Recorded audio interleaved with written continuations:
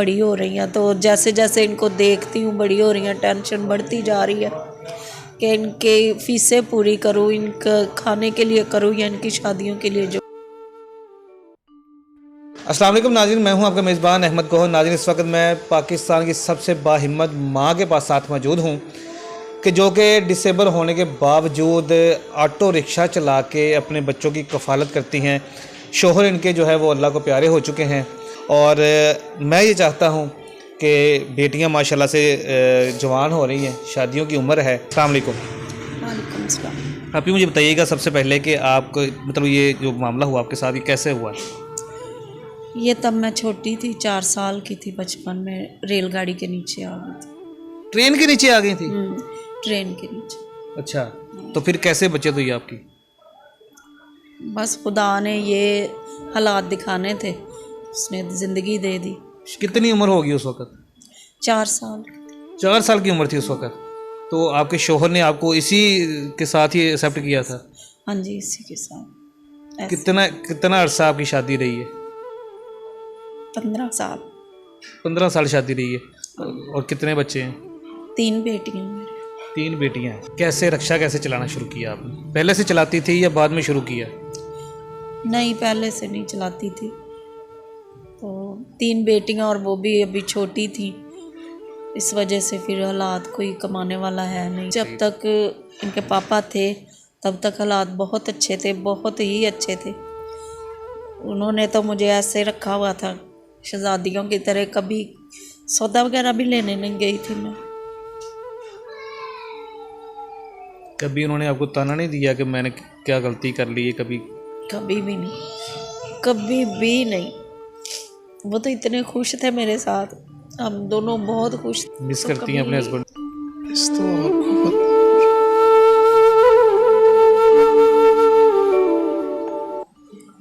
Rickshaw चलाती हैं, कितने पैसे डेली कमा लेती हैं? डेली 400-500 हो जाता।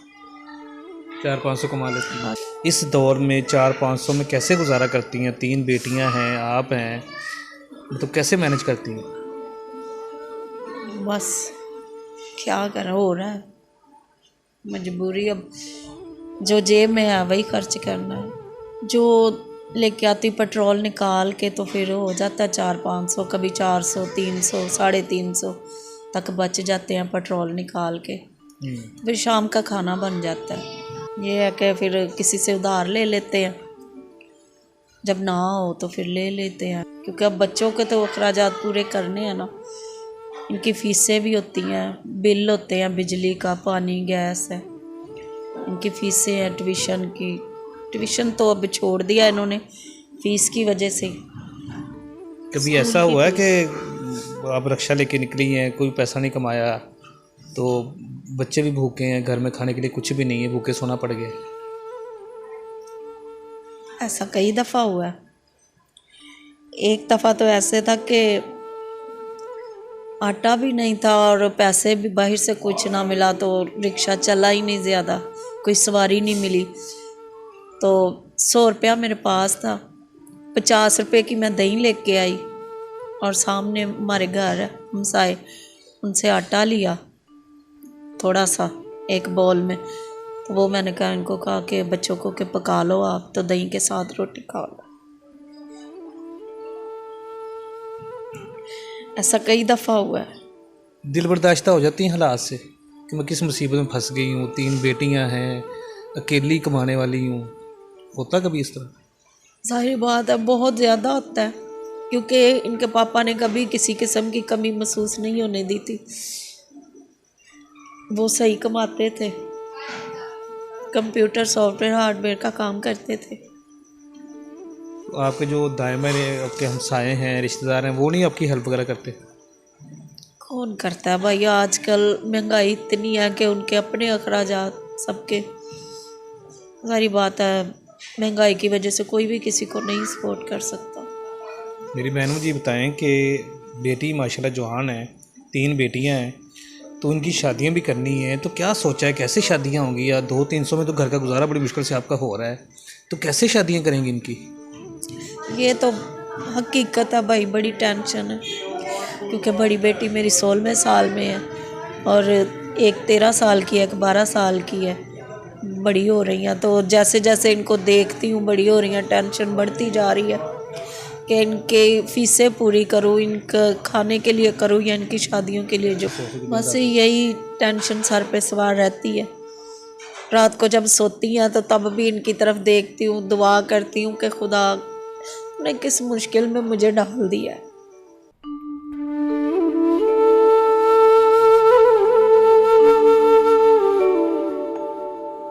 कभी कभी तो दिल ऐसे करता है कि बस जाके ट्रेन के नीचे बैठ जाऊं।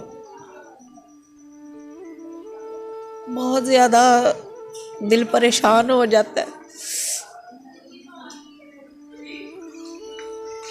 नाज़रीन, बहुत ज़्यादा इमोशनल हो रही हैं।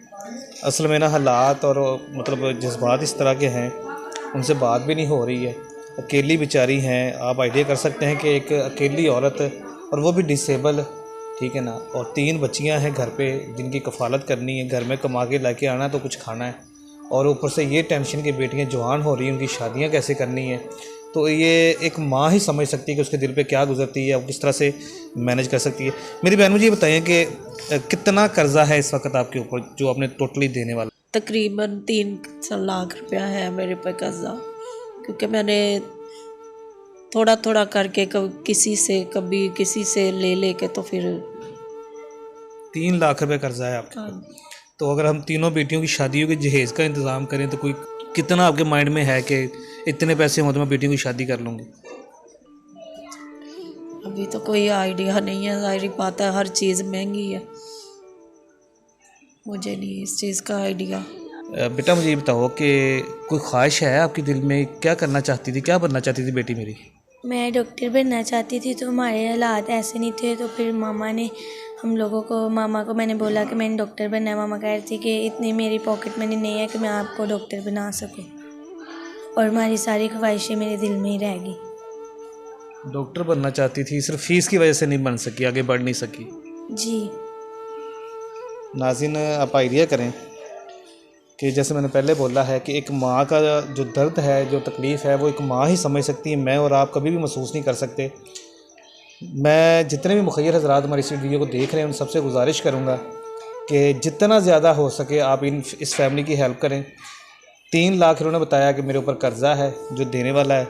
उसके अलावा 200-300 रुपये कमाती हैं, रिक्शा चलाती हैं, डिसेबल हैं। आप आइडिया कर सकते हैं कि किन तकलीफ़ों से, किन मुश्किलात से इनको गुज़रना पड़ता है।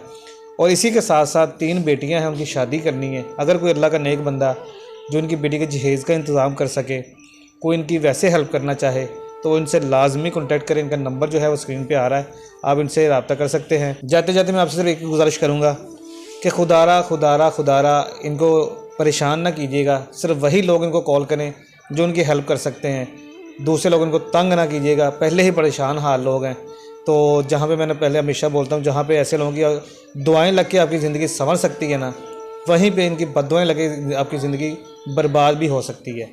तो फजूल कॉल ना कीजिएगा, तंग ना कीजिएगा, सिर्फ इनकी हेल्प करने के लिए कॉल कीजिएगा। इजाज़त दीजिए, अल्लाह ने के बाद।